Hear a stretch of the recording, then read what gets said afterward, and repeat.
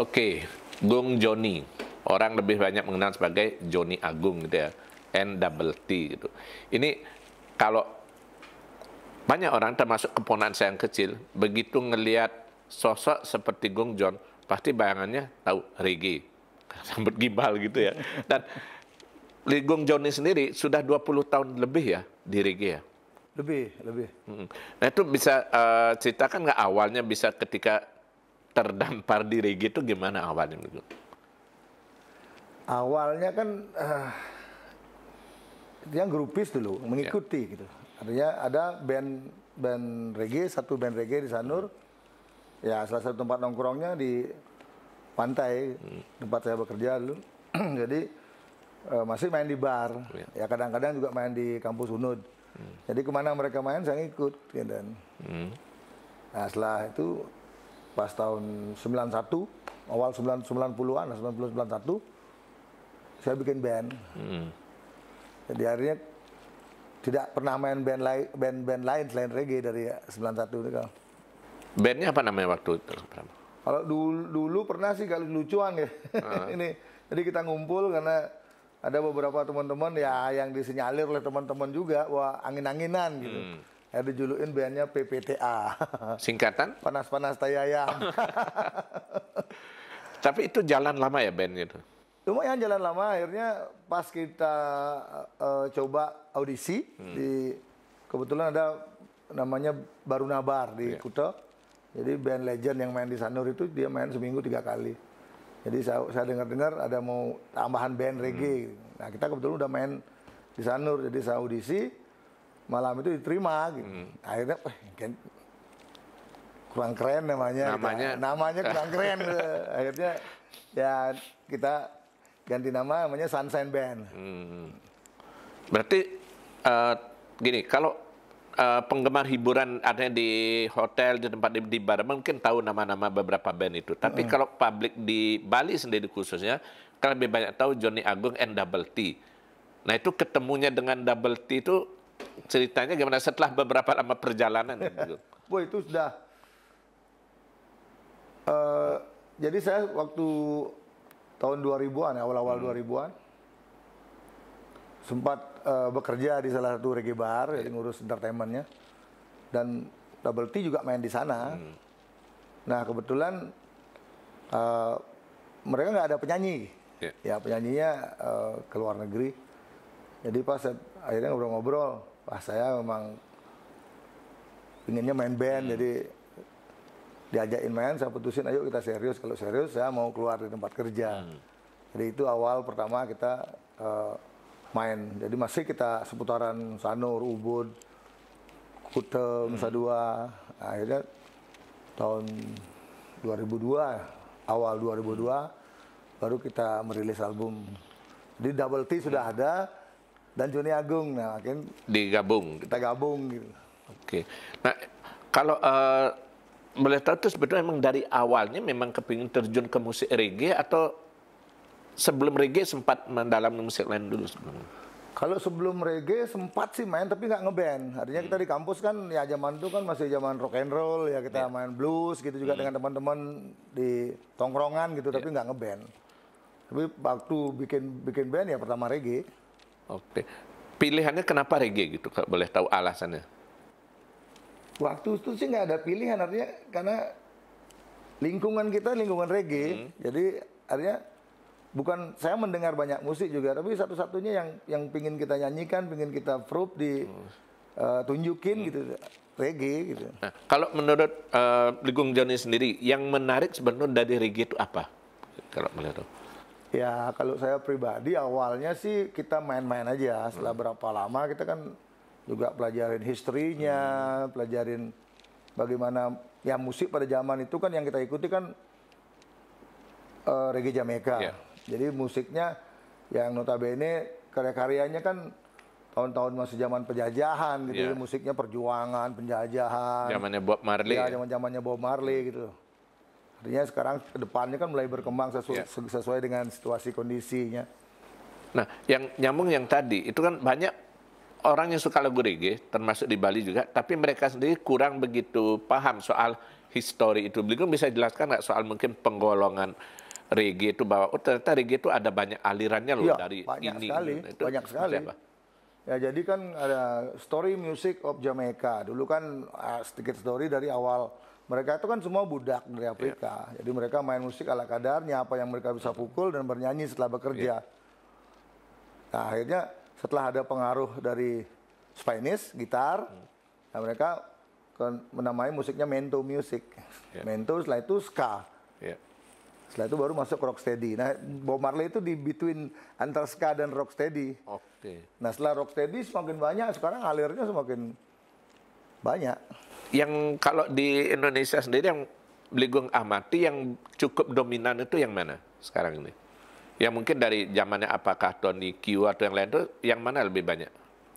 Iya, lebih banyak ke rocksteady sih. Rocksteady ya, kalau ska kan, kalau di Indonesia arah mereka skanya kan ke British ska.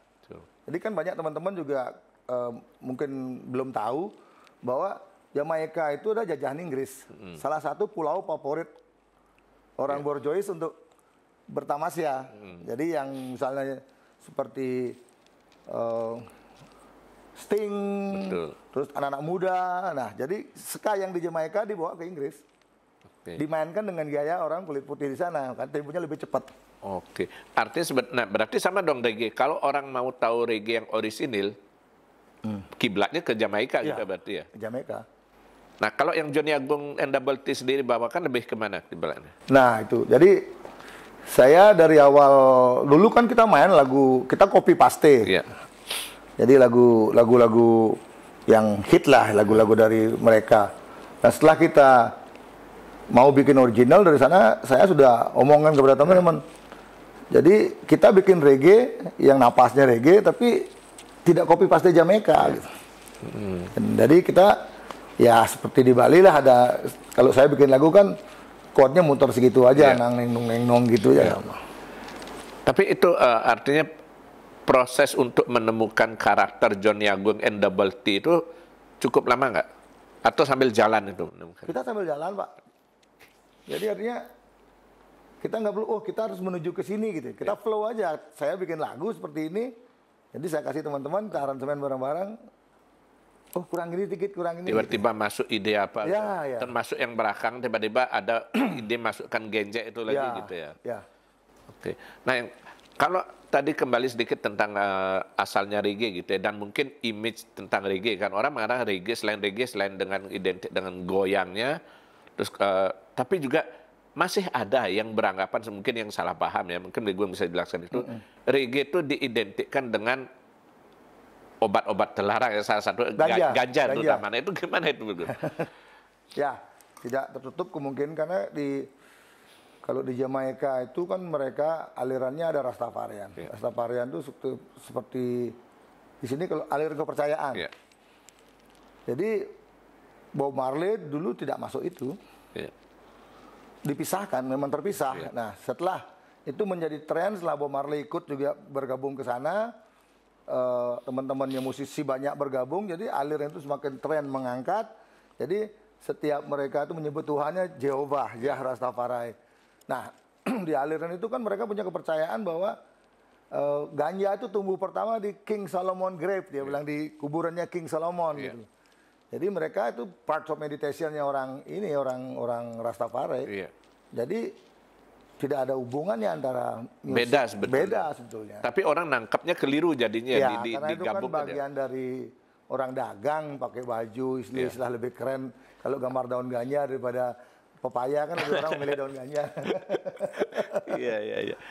Ada itu mungkin perlu diluruskan juga ya. Nah, kalau ngomongin soal kaitannya dengan itu, biasanya orang berpikir kalau musik rock atau apa dikatakan dapat seringkali rawan mengundang misalnya karena singgungan dalam joget itu bisa berkelahi berantem. Reggae juga sempat dianggapan seperti itu. Kalau Bligong gimana gitu? Termasuk mungkin upaya Bligong dalam tanda kutip menenangkan penonton itu seperti apa? Ya, itu kan kalau sudah anak muda, kumpul anak muda, jadi berbagai macam kepentingan menonton konser, ada yang satu kubu dengan kubu yang lain. Sering terjadi, setiap saya konser sering terjadi. Nah, jadi istilah saya mereka belum benar-benar tahu caranya mengapresiasi musik itu. Artinya kalau bahasa saya mereka belum tahu caranya bersenang-senang. Mungkin bisa disampaikan nggak, kalau termasuk dari pengalaman, cara menikmati musik reggae yang benar itu yang seperti apa? Sebenarnya sih setiap musik ya memang harus dinikmati tanpa harus baku pukul. Jadi tapi kalau saya di atas panggung sering melihat memang ada beberapa orang yang secara sengaja, artinya bikin masalah dengan yang lain. Gitu. Bukan dalam rangka artinya menikmati musiknya kan gitu ya. Nah, ada lagi yang dari reggae selain tadi soal budaya goyang, terus kemudian warnanya itu yang khas itu warna rasta. Ada satu lagi rambut gimbal. Itu gimana itu ceritanya? Kalau dulu ya yang saya baca, yang saya pelajari, dulu rambut gimbal di Jamaika ya sama orang stay away, menjauh karena dianggap orang gila dengan seperti itu. Jadi semenjak ini menjadi tren karena artis yang ikut masuk alir kepercayaan itu yang memang dia membiarkan rambutnya tidak dicukur. Jadi gimbal itu menjadi tren, padahal tidak ada hubungannya antara reggae dan rambut gimbal. Sekali lagi itu ya teman-teman ya, tidak ada hubungan rambut gimbal dan reggae. Contoh kayak UB40 nggak gimbal ya? Ada beberapa. Iya benar ya. Tadi gimbal itu kita juga di Bali kan sudah ada gimbal dari zaman awal di Bali. Betul. Alit dari penganut kepercayaan juga ada memang kan gitu. Nah, kalau Bligong Johnny sendiri, gimana cerita muncul gimbalnya itu Bligong? Dan orang paling sering nanya, anak kecil juga nanya, itu nggak pernah keramas ya? Gimana cara ngerawatnya ya? Itu gimana Bligong? Kalau saya sih kena rambut ikal aja, beli. Jadi rambut ikal dulu sempat panjang segini waktu kuliah kan, karena ya ada nyangkut-nyangkutnya, kebetulan main reggae, saya atur-atur gitu biar keren kayak Bob Marley kan. Tapi semakin panjang dia jadi satu terus ya. Jadi saksinya ibu saya di rumah, dia tugas tukang. Kalau sudah menjadi satu dia motong. Buka-buka karena susah tidur ya. Akhirnya ya biarin aja panjangnya. Itu susah nggak ngerawatnya sekarang? Sebenarnya sih tidak. Kalau yang susah tuh lama nunggu keringnya. Saya tidak bisa pakai hair dryer itu. Jadi kalau saya keramas seringan di pantai, habis mandi di laut ya shower di pantai sambil nunggu minum kopi, kering sendiri. Keramasnya berapa hari sekali? Tidak tentu beli. Ya bisa seminggu 2 kali, 3 kali, kadang-kadang bisa hampir tiap hari tergantung. Jadi salah ya anggapan orang juga bahwa kalau rambut gimbal itu nggak dirawat. Butuh perawatan juga malah. Ya, bahkan kalau di luar negeri sana sudah ada passionnya. Saya dulu pernah dikirimin satu box, kira-kira ada 5 kilo lah. Jadi dari sampo-nya, kondisionernya. Khusus untuk rambut gimbal dari ini sudah ada mereknya. Dan yang kalau rambut Bligong itu asli ya gimbal ya, bukan disambung dia? Bukan. Jadi rambutnya menempel seperti itu. Orang udah bisa lihat dibuka. Nah, kaitannya sekarang ini, tadi kita sebut bahwa di Bali juga dari dulu orang berpikir ada rambut gimbal itu ada. Dan biasanya cenderung kan dikaitkan dengan misalnya kayak orang penekun spiritual. Nah, sekarang hubungannya ke sana gitu, Bligong. Kalau Bligong sendiri ngelihat hubungan antara musik dan spiritual itu seperti apa, Bligong? Musik itu adalah spiritual. Musik itu kalau tidak dibawain secara spirit untuk ke dunia nyata, jadi dia mencari puzzle-nya kekosongan itu nggak susah. Dia harus dilakukan secara spiritual, menuangkan ke kata-kata, itu kan spirit, pekerjaan spirit. Lirik-liriknya itu gitu ya harus. Ya, termasuk juga kita main musik kan itu bagian dari meditasi kan. Jadi kalau orang nggak fokus, nah, berarti ini juga mungkin bisa diluruskan ya, kalau orang musik itu hanya sekedar genjang-genjang menuangkan itu sebetulnya nggak juga ya? Nggak juga, artinya musik itu memang harus benar-benar musik, maksud saya musik yang bagus gitu. Musik yang benar-benar dilakoni, kalau asal-asalan sih banyak. Keluar dari dalam hati gitu, itu yang spiritual artinya gitu ya. Nah, kalau kemudian kaitannya dengan Bligong sendiri sekarang, belakangan ini kan gitu boleh dibilang, mulai selain bermusik, itu kan juga mulai ikut yoga. Nah, mulai itu gimana cara orang berpikir bahwa ini kan guyonan, orang mengatakan jangan-jangan kalau dari pemangku nih atau jangan-jangan nanti gimana Bu? Kalau yoga saya sudah mulainya sekitar 14 tahun yang lalu. 14 tahun yang lalu kebetulan mentor ipar ya ada mengalami problem lah dalam tubuhnya, dalam dirinya. Jadi sudah cure beberapa dokter juga belum tuntas. Akhirnya dia memilih olahraga itu atas petunjuk teman. Jadi sebulan reaksinya bagus, 2 bulan akhirnya sama dokter Akli bilang kamu nggak usah ketemu saya lagi, kamu lakukan apa yang kamu lakukan. Nah daripada itu saya berpikir, saya hidup saya dari dulu begadang, kita kan ngamen setiap malam kan. Jadi ipar saya yang notabene seperti itu aja dia bisa baik. Akhirnya saya sebelum dipanggil oleh sakit, saya terjun langsung ke sana. Ke yoga itu gitu ya? Ya. Nah, itu kalau Ligung merasakan manfaatnya seperti apa? Karena kan kalau orang yang nggak paham, itu dengan kesibukan manggung segala macam, dia nggak sadar dengan adanya bahwa daya tahan tubuhnya itu mulai berkurang. Tuh gimana? Ya, kalau yoga itu kan bukan olahraga biasa. Bukan olahraga yang harus diberi tepuk tangan untuk semangat. Ya. Itu seperti ballet, seperti tari balet. Jadi kita dapat semuanya di sana, dari asanas, dari gerak tubuh, olah napas pranayama, dan silent meditation. Kita dapat akhirnya mind, body, and soul tercukupi dalam kita latihan 1 jam, 1,5 jam itu. Tidak ada olahraga lain yang seperti itu. Dan Ligung sekarang rutin latihannya seperti apa mungkin? Tiap hari atau apa gimana? Kalau saya tidak ada kesibukan sekali, hampir setiap hari. Karena itu daily practice saya. Oke.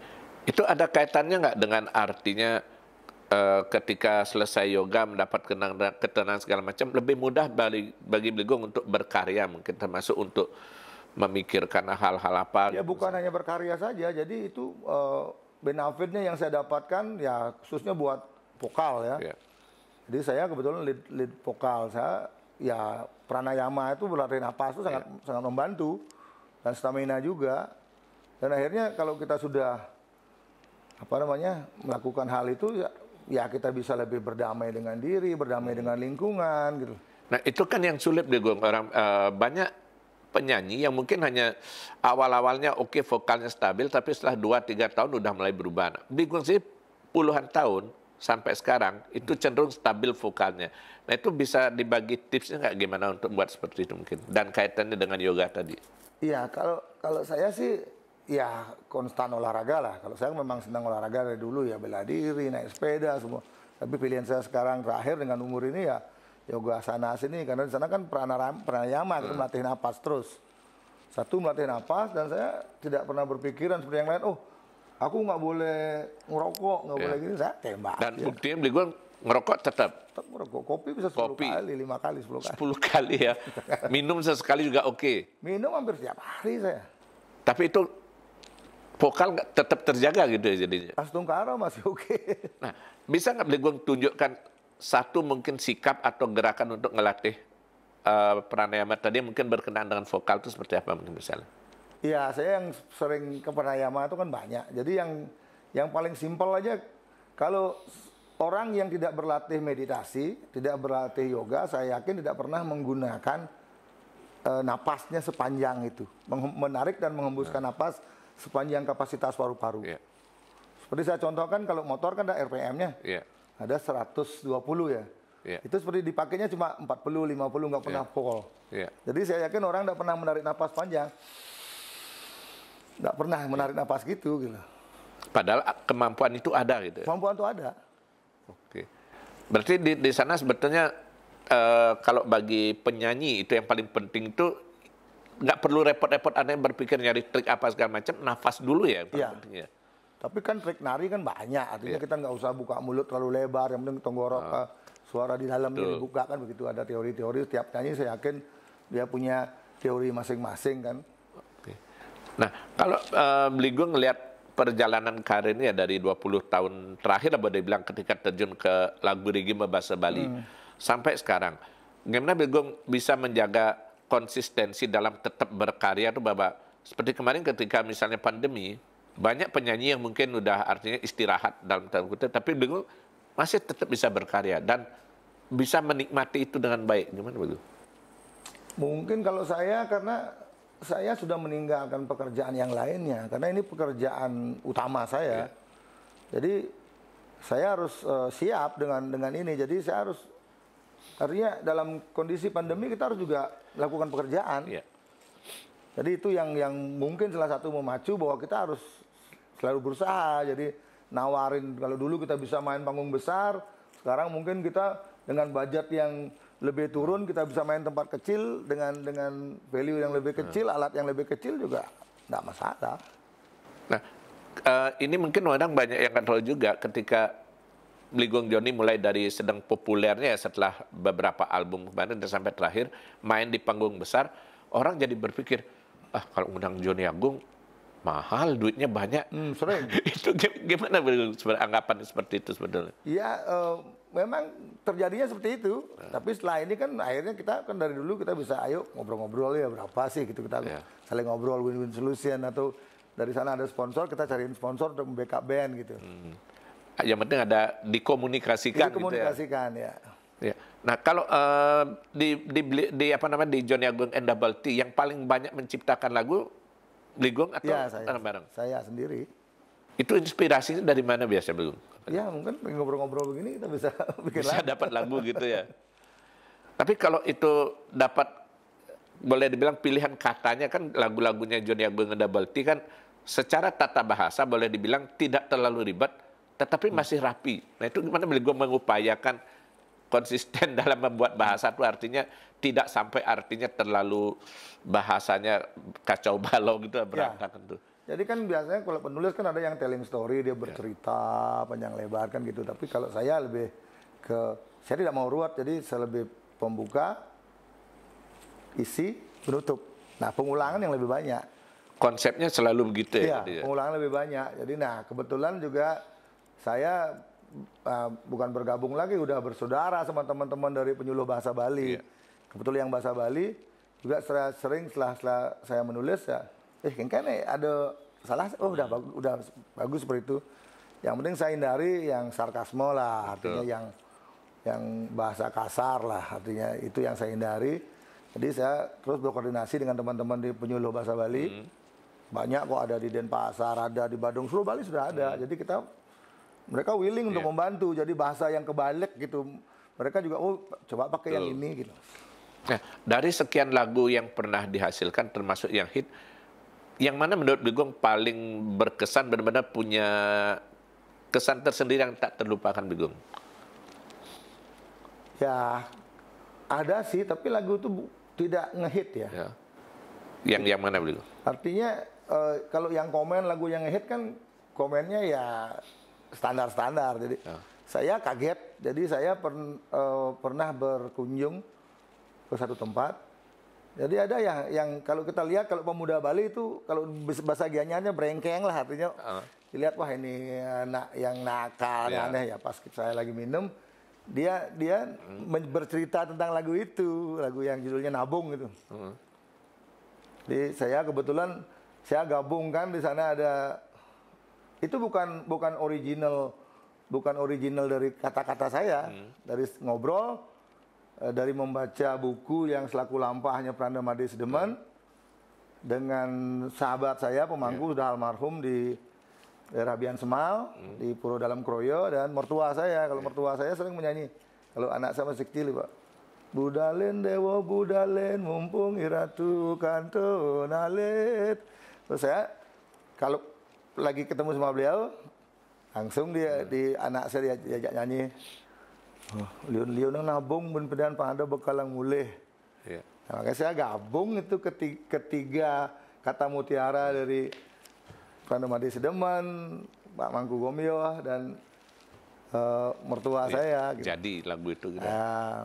Cuma memang secara komersil nggak begitu ngangkat lagu itu ya? Nggak begitu ngangkat. Nah kemarin kebetulan dari theme song di sini, di Denpasar Festival kan, dipakai sepenggal. Kalau yang justru lagu seperti, kita ambil salah satu contoh yang belakangan yang paling ngehit itu kan salah satunya itu kan Manis Manesin.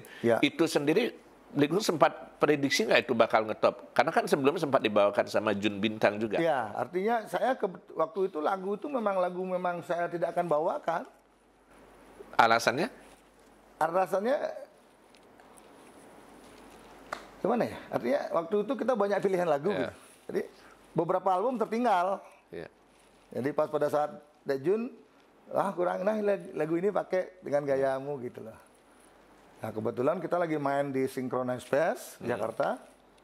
Jadi Gus Mandro awal dari Singapura dulu ngirim. Coba Bligung bawain, main gitar bolong, bawain dengan gayanya Bligung lagu itu, kok terngiang sekali saya nyanyi sama ibu mendengarkan, akhirnya saya bawain, bikin seperti ini gitu. Artinya nggak menyangka juga bahwa itu bisa booming gitu ya? Nggak menyangka.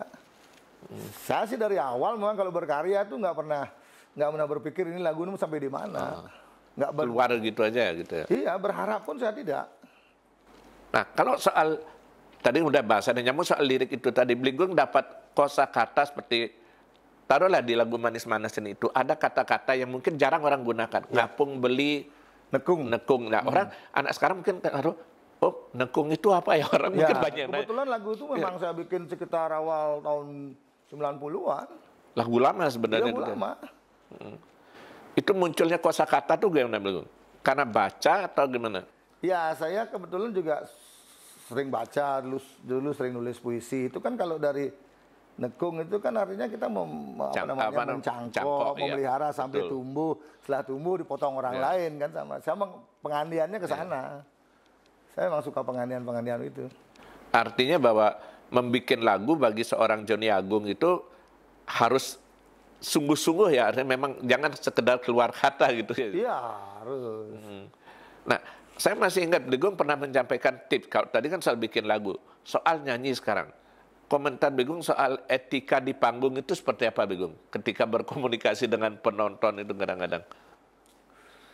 Kalau saya sih menuruti aturan, jadi kan kadang-kadang kita ada pesanan dari panitia. Biasanya kalau saya sih biasanya setelah 1, 2, 3 lagu baru saya terima kasih dulu pada itu. Akhir komunikasi ya seadanya, apa yang tergantung lagu yang akan saya bawakan next songnya gitu.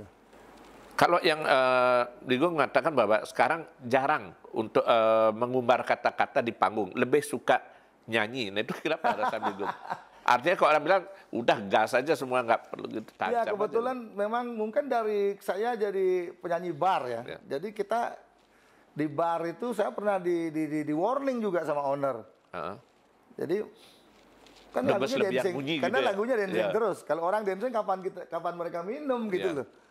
Akhirnya itu saya makanya ya kita bikin grafik lah dari lagu pertama, 2, 3, baru kita speak terima kasih, 2 lagu lagi. Nah jarang sih saya ngobrol audien, karena tugas saya ke panggung itu bukan untuk stand up komedi atau saya bukan untuk ngobrol, saya untuk bernyanyi. Dan itu banyak penyanyi sekarang juga justru nggak paham itu, malah terlalu banyak bercerita tentang lagu ya. Itu kan mungkin karakter masing-masing kan. Iya, beda gitu. Beda ya.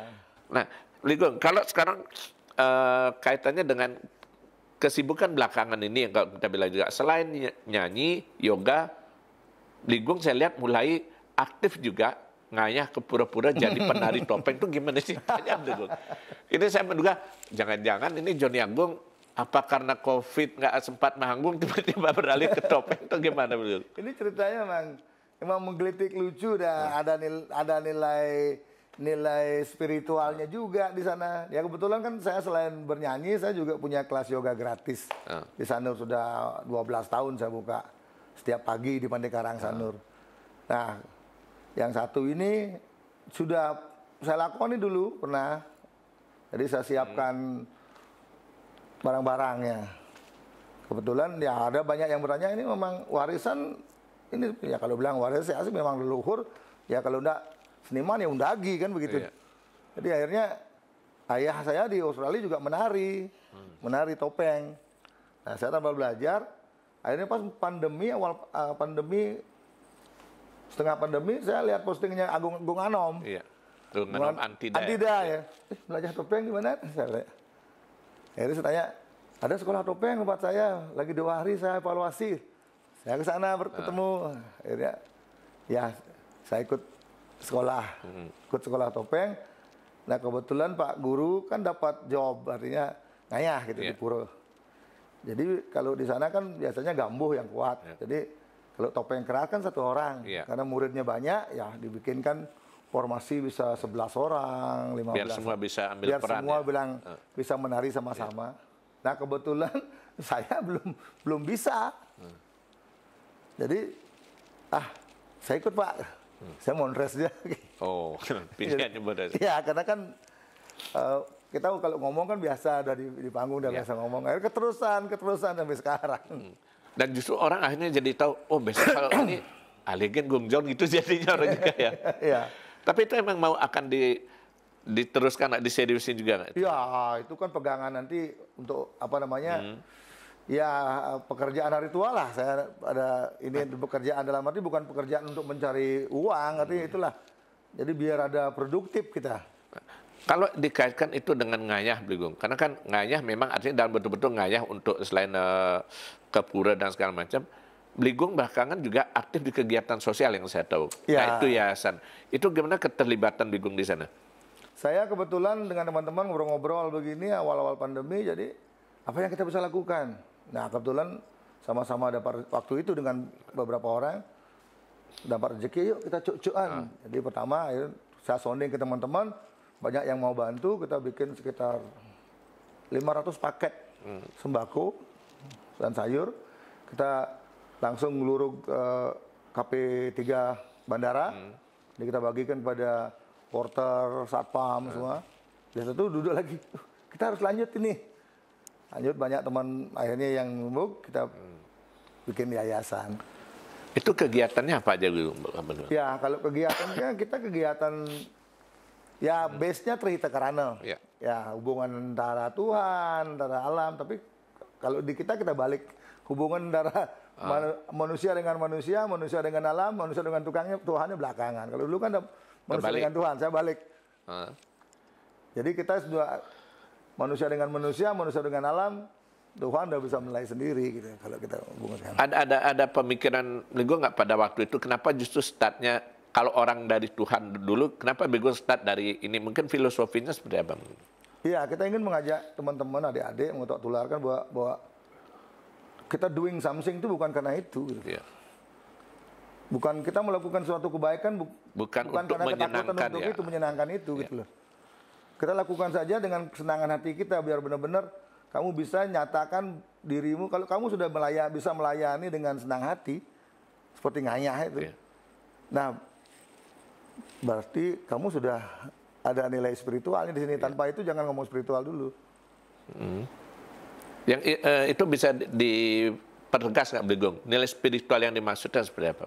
Ya, nilai spiritual dalam diri kita kan penuh suatu hal yang kita ingin lepas. Betul. Jadi kalau kita tanpa melakukan hal-hal positif, tanpa ya harus ada email-emailnya, itu nggak akan lepas. Oke. Belajar melepas Iya. jadinya. Iya. Jadi kita kan tidak ada harap. Banyak sih saya mau gaya-gayaan nanam pohon keliling pohon dari rindang bersih-bersih. Ya itu urusan yang ngomong. Iya. Tapi kalau kita ajak terjun langsung ya baru dia tahu gitu loh. Kita kan bukan hanya menanam pohon, kita juga di teman-teman juga kita ada edukasi, kita misalnya ketahanan pangan, kita punya tim, ada yang mau bikin kolam lele dengan hidroponik, kita ada tim semua. Yang manfaat yang Bligong rasakan itu soal ini kan perpaduan ya antara ya orang mengatakan bahwa udah sibuk ngalih gaegen kan gitu kadang-kadang harus berpikir soal sosial tadi, terus kemudian spiritual tadi. Nah kalau Bligong ini ngerasakan manfaatnya secara umum bagi Bligong seperti apa sih? Artinya mau tuyuh itulah tuh tuyuh ngayah, tuyuh gini segala macam. Iya, manfaatnya itu tadi beli. Kita di Bali kan sudah diajarkan ngayah itu. Jadi kalau kita melakukan sesuatu itu dengan harapan, sama dengan akan kecewa. Kita sudah punya role-nya di Bali, sudah ada ngayah itu. Yadnya itu sudah ada. Makanya ya boleh orang bilang art of giving lah, kekuatan memberi lah. Jadi kalau kita sudah bisa melakukan itu tanpa harus harapan, kita mendapatkan harapan, ya kita lepas. Kita tidak ada ikatan. Artinya nggak berpikir, oh saya melakukan kegiatan ini biar biar sana. Nggak, lakukan aja gitu ya. Iya, kalau saya di yayasan saya dorong seperti itu, karena saya pembina di sana. Nama yayasannya apa? Temanmu Peduli Bangsa. Temanmu semua temanmu. Temanmu Peduli Bangsa. Gitu. Kenapa memilih nama itu? Iya, karena kita kalau mau perlu sesuatu kan kita panggil teman. Iya. Minta bantuan teman. Jadi teman-teman kan kapasitasnya berbeda-beda. Kalau kita misalnya, oh ya aku perlu ini loh, kita panggil teman-teman. Ya. Kita bisa dapat di sana, bisa dapat di mana-mana kan. Oke, teman temanmu. Peduli bangsa. Itu namanya. Oke. Nah, satu lagi Blegong yang setelah ini kan artinya setelah melalui berbagai fase tadi, yang mulai bermusik, yoga, kegiatan spiritual dan segala macam, hal apa lagi yang masih menjadi impian atau barangkali masih menjadi keinginan Blegong Joni yang belum terwujudkan atau ingin diwujudkan? Keinginan saya biar bisa steady seperti ini. Artinya bisa bermusik, bisa ngayah, bisa yayasan itu. Jadi kita harus keinginan saya semangat ini dipertahankan gitu. Ketiga-tiganya itu bisa jalan, saling isi gitu ya. Oke.